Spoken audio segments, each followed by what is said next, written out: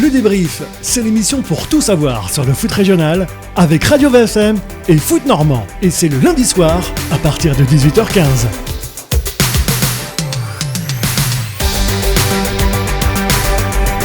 Chers amis, la troisième partie du débrief, 24e épisode aujourd'hui. Vous en avez pris l'habitude, le débrief de Radio VFM et Foot Normand vous fait voyager. On part aux quatre coins de la Grande Normandie. Aujourd'hui, direction le Pays de Caux avec mon acolyte Mathieu Billoro. Salut Mathieu. Salut Christophe, salut à tous. On part où aujourd'hui Mathieu ? On part du côté de Luneray. Dans le Pays de Caux avec notre invité, l'entraîneur du club dans un instant. Le débrief, l'émission sur toute l'actualité du foot régional avec Radio VFM et le Foot Normand. L'US Luneraisienne évolue en Régional 2 dans le groupe C. Le club est deuxième de sa poule actuellement et donc véritablement dans la course à la montée en Régional 1 évidemment. L'invité, Mathieu, de ce débrief de Radio VFM et Foot Normand aujourd'hui n'est autre que l'entraîneur de cette formation luneraisienne. Tout à fait, Arnaud Hébert. Bonjour Arnaud. Bonjour à vous, bonjour, merci de m'avoir contacté déjà. Ça fait plaisir quand même, parce qu'on est un peu souvent oublié dans le Pays de Caux, vous savez, on est un peu dans c'est nous que ça fait plaisir. Voilà. Arnaud, Christophe le disait, vous êtes dans ce sprint final à la lutte pour la montée en R1. Et ce week-end, il y avait un gros match à votre programme, puisque vous étiez en déplacement du côté de Ulm, qui est tout simplement l'équipe qui se trouve troisième derrière vous à 3 points. Match nul, un but partout. On a envie de dire que c'est plutôt, en tout cas, le score brut, c'est plutôt un bon résultat pour votre équipe ? Bah oui, tout à fait. Après, surtout, si on regarde le match en lui-même, on aurait pu perdre, mais on aurait pu mener au score. Après, on s'est fait mener au score et on égalise à la fin. Mais bon, voilà, on est quand même très satisfait de revenir avec le match nul. Parce que ce point-là peut compter dans la balance, puisque le championnat est très serré pour la fin. Donc... mais voilà, sur la rencontre, il faut aussi analyser que on a eu quand même des belles occasions en première mi-temps où on n'a pas su les mettre. Eux, ils ont eu une super aussi occasion. Et après, en deuxième mi-temps, on fait une erreur Mougarin fait une petite erreur de main et puis on prend un but là-dessus. Donc après, on était dans l'obligation de se découvrir un peu. Cela nous a failli nous coûter un deuxième but, mais bon, on a réussi à égaliser sur un pénalty sur une faute de main de leur capitaine dans la surface qui nous a permis à Lucas Leroux de remettre les compteurs à égalité. Alors on va juste faire un petit point classement. On disait Luneray est deuxième avec 46 points. Au moment où on se parle, le leader c'est la réserve du FC Dieppe qui en compte 47. Et donc le troisième, larron dans l'histoire, donc c'est cette équipe de Ulm qui compte 43 points. La particularité c'est que Dieppe compte 2 matchs d'avance par rapport à vous et Ulm. Donc on va dire que vous avez votre destin entre vos mains. Si vous faites un sans faute d'ici la fin du championnat, il vous reste 4 matchs, je crois, à disputer. Vous serez promu en R1. Donc, de toute façon, voilà, comme vous dites, il ne faut pas compter sur les autres. Parce que, déjà, pourquoi ? Parce que, déjà, le dessin, on a notre dessin entre nos mains. Et en plus, ce qui est un peu décevant dans un championnat, c'est qu'aujourd'hui, il y a certaines équipes qui sont un peu dans le ventre mou du classement. Mais malheureusement, parce qu'il n'y a qu'une montée, puis on est 3 détachés, donc la bagarre elle se fait à 3 là. Après, il y a le bas de tableau qui bagarre pour les descentes, mais il y a certaines équipes qui sont plus trop concernées, mais qui renforcent leurs réserves, ce qui est normal en plus, tout à fait logique, puisque on ferait la même chose si on était dans leur cas. Donc voilà, nous, on n'a plus que notre descente entre nos mains, et puis voilà, on compte sur nous, puis il faut aller au bout, c'est d'autres. Ouais, surtout que la particularité de ces calendriers avec des matchs reportés, c'est que le 8 mai, vous retrouvez Ulm, ça sera chez vous cette fois-ci, mais vous retrouvez une nouvelle fois un concurrent direct. Voilà, en plus le 8 mai, c'est un match c'est le match aller, c'est même pas le match retour, on vient de faire le match retour. Donc en fait, on est un peu dans une gestion de championnat qui est un peu bizarre parce que faire le match retour avant le match aller, c'est un peu bizarre quand même, mais bon, c'est comme ça. Comme là, on avait joué aussi un match Fécamp il y a 15 jours qui avait été reporté de fin octobre dans des bonnes conditions parce que tout ça pour un match de Coupe Normandie, donc c'est vrai que ça nous perturbe quand même notre calendrier parce que en fait ce match de Fécamp il n'aurait jamais dû être reporté parce qu'en plus il n'y avait pas de journée derrière et ils auraient dû décaler le match de Coupe Normandie pour que nous on puisse jouer notre match de championnat en même temps que tout le monde et arrivé là, il nous a été reporté ce match-là où on l'a joué il y a 15 jours et tout ça fait que après ça perturbe aussi tous les calendriers puis ça perturbe aussi la place pour y mettre les matchs qui sont à rejouer surtout. Ouais, c'est vrai que c'est difficile parfois de les lire, hein, ces classements du foot régional avec le jeu des matchs reportés, l'intégration de certaines équipes désormais aussi dans la Coupe de Normandie, certains qui jouent contre des clubs de national, ce qui fait que les matchs doivent être décalés et reportés. C'est une fin de saison qui est difficile à lire. Bon, ça sera clairement le tournant de toute façon, hein, on rappelle le contexte, Mathieu l'a dit, il y a 3 points d'écart entre les deux formations. Si vous négociez bien les autres rendez-vous, ça s'apparente quand même très clairement au tournant de fin de saison, cette confrontation. Je pense que elle a un grand enjeu, c'est la double, là, celle du 8 mai. Là. Il faut pas être battu, il faut surtout pas être battu. Parce que si on est battu, je pense que ça veut dire qu'après, ça pourra jouer à égalité. Et puis à égalité, le fait qu'on aura perdu chez nous contre Loum, au niveau du goal à virage particulier, on serait battu. Donc ce match-là a un grand enjeu, déjà, c'est sûr. Et bon, voilà, mais bon, il faut y mettre, il va falloir qu'on soit performant à domicile. Puis justement, quand on est capable d'aller faire un nul chez eux, je pense que chez nous, on doit être capable aussi de faire encore un grand match pour pas surtout pas perdre ce match. Oui, alors en plus l'enjeu est quand même de taille, hein. Ça serait une promotion R1, un niveau que le club a déjà connu et que vous avez déjà connu, parce qu'il y a quelques années en arrière, vous aviez déjà connu une montée à la tête de ce club-là. C'était au milieu des années 2000, hein. C'est ça, coach ? 2007. Alors en 2007, j'avais fait monter la première en DH. À l'époque, c'était à la DH. Et donc c'était l'objectif du club, c'était d'y rester, parce que c'est vrai qu'à l'époque, en 82, 86, comme je le disais, c'était Eric Boucher, le premier entraîneur, qui a fait monter 2 fois l'UNREI en DH. Mais 2 fois, l'UNREI avait redescendu aussitôt. Donc on avait un objectif, c'était de maintenir le club dans la durée aussi. Donc moi j'étais resté 2 ans après, j'avais maintenu le club pendant les 2 ans, mais après j'avais quitté le club parce que je suis parti à Ifto. Et j'étais redescendu 2 ans après, ou 3 ans après. Donc ils ont fait à peu près 5 ans, à peu près 4-5 ans en DH. Et bon, ça va faire déjà presque plus de 10 ans qu'on est ça va faire 10 ans là qu'on est redescendu en R2 aujourd'hui. Donc on espère bien la retrouver un jour. Mais après voilà, il ne faut pas vendre la peau de l'ours sans l'avoir tué, comme on dit. En tout cas, c'est un bel objectif pour cette fin de saison.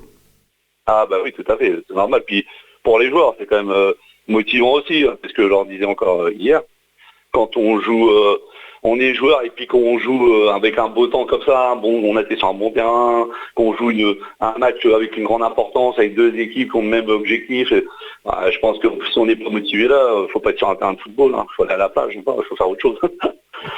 C'est votre 8e saison, coach, vous le disiez tout à l'heure, vous avez déjà connu donc une montée avec ce club. C'est une belle longévité, comment vous l'expliquez ? Parce que ça fait partie d'une fidélité que vous entretenez avec ce club, et c'est plus forcément monnaie courante dans le football régional. Et c'est vrai que ça se fait de plus en plus rare. On a l'impression aussi que les entraîneurs ont moins d'attache avec des clubs, parce qu'en fait ils sont plutôt de passage. Je pense qu'ils sont pas dans la durée de bâtir quelque chose dans un club. Bon, et moi la chance que par rapport à peut-être aussi à d'autres entraîneurs, c'est que moi j'ai été formé à l'UNREI, je suis un vrai LUNREIen, j'ai été formé à l'UNREI, j'ai joué en première de l'UNREI. D'ailleurs, une chose toute bête, mon président, j'ai joué avec lui et j'ai été son entraîneur et maintenant c'est mon président. Et donc, c'est un peu une grande histoire, mais voilà, on est quand même des joueurs, des entraîneurs attachés à notre fanion, à notre couleur. Donc je pense que tout ça se perd aussi. Et puis on peut s'apercevoir que dans la durée, on voit plus beaucoup d'entraîneurs y rester longtemps, ça c'est clair. Et on peut même dire que la tradition familiale se perpétue, parce que votre fils est de retour depuis cette saison aussi à l'UNREI, Corentin, qui jouait à FC Dieppe. Il vous a rejoint cette saison. Oui, tout à fait. Il nous a rejoint, c'était son choix, parce que moi personnellement, je suis père, mais je suis entraîneur. Bon, après, je suis là aussi. Moi personnellement, c'était pas le choix premier que je voulais qu'il fasse. Je voulais qu'il reste à Dieppe parce que il était bien avec Guillaume Gonel. Guillaume Gonel, il s'entendait bien avec lui, ça se passait très bien. Il jouait, il était titulaire. Moi, je préférais qu'il joue à un meilleur niveau le plus longtemps possible. Bon, il a fait le choix de partir de lui-même. Il voulait revenir avec ses copains, parce que en fait, la génération qui est en place, c'est quasiment toute sa une grande partie de sa génération. Donc voilà, il a préféré faire ce choix-là. Bon, il a fait un choix peut-être de facilité pour dire, je descends un peu de niveau et puis je retrouve un peu de plaisir avec mes potes et tout ça, moins de contraintes peut-être. Mais voilà, après c'est son choix. Mais moi personnellement, c'était pas le choix que j'aurais fait, mais c'est son choix. Voilà, je ne peux pas non plus prendre des décisions non plus à sa place à 27 ans. Il est majeur, c'est lui qui décide. C'est ça. Et puis bon, ça fait toujours une recrue de choix quand même.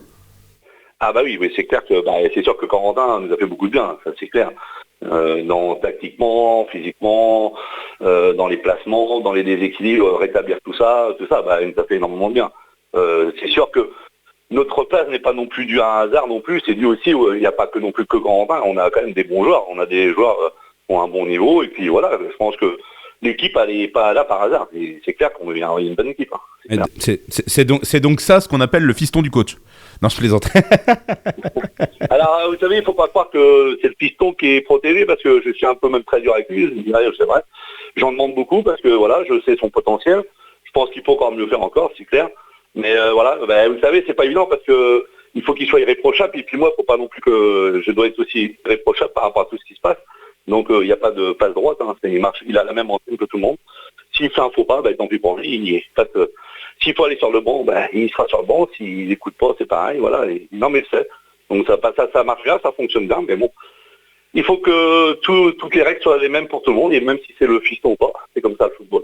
C'est une belle relation, en tout cas, c'est une belle histoire. Mathieu Billot, Foot Normand. Ouais. On revient un petit peu à cette possible montée 1. Ça serait quand même un beau cadeau pour le club.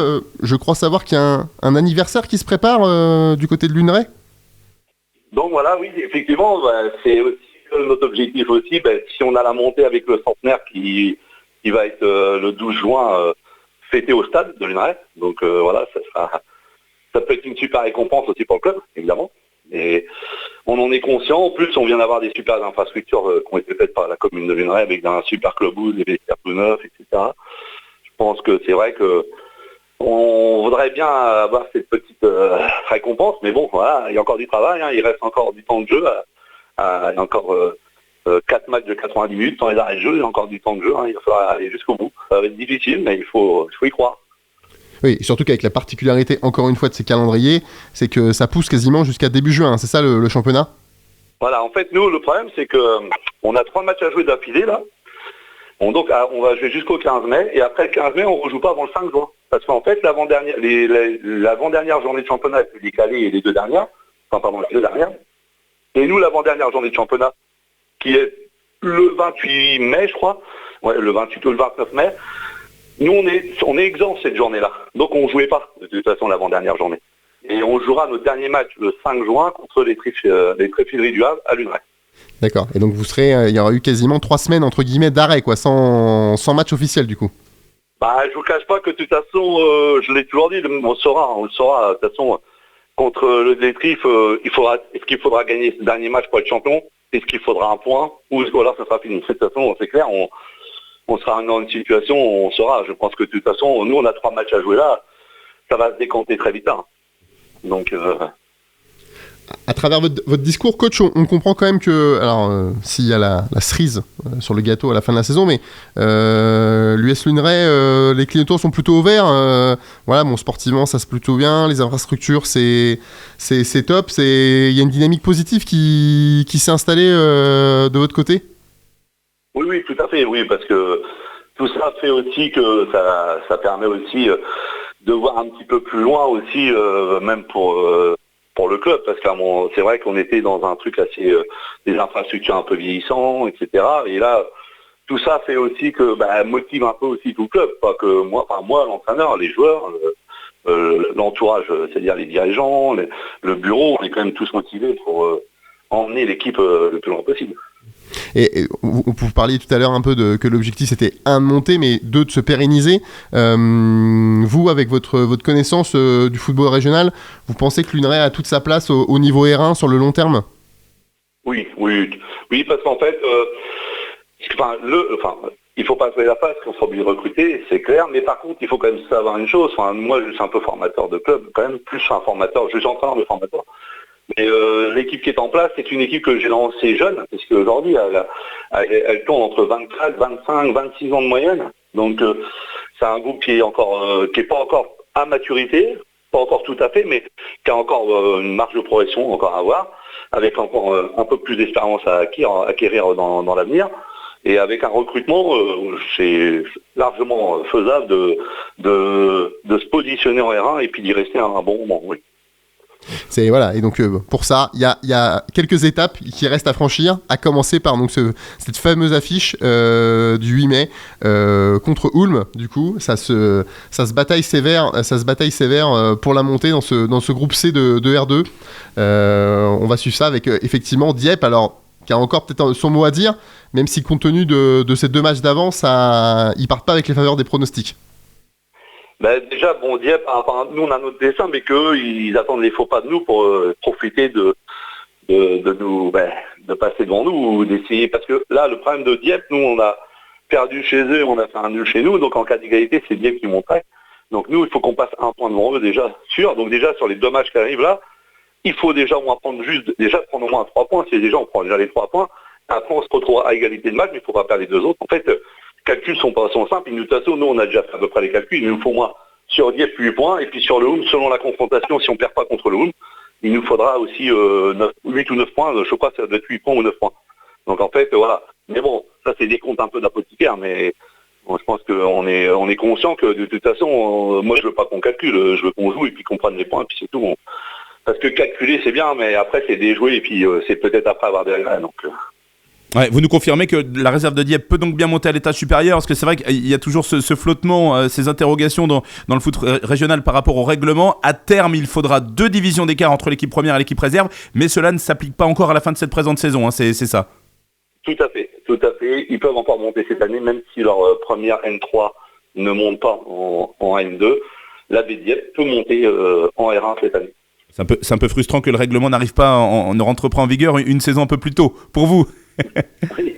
Oui, mais bon, après, Dieppe, on savait aussi qu'ils seraient dans la course, hein, et bon, ils ont c'est pas une équipe qui est pas toujours qui est constituée toujours de la même équipe avec des descentes, des montées, etc. Bon, voilà. Mais bon, voilà, c'est normal, hein. Ils profitent aussi de leur niveau de la première pour aussi relancer des joueurs blessés, des joueurs qui ont besoin de temps de jeu, etc. C'est normal. Voilà, fait partie du jeu, comme nous on le fait aussi avec notre réserve. Donc,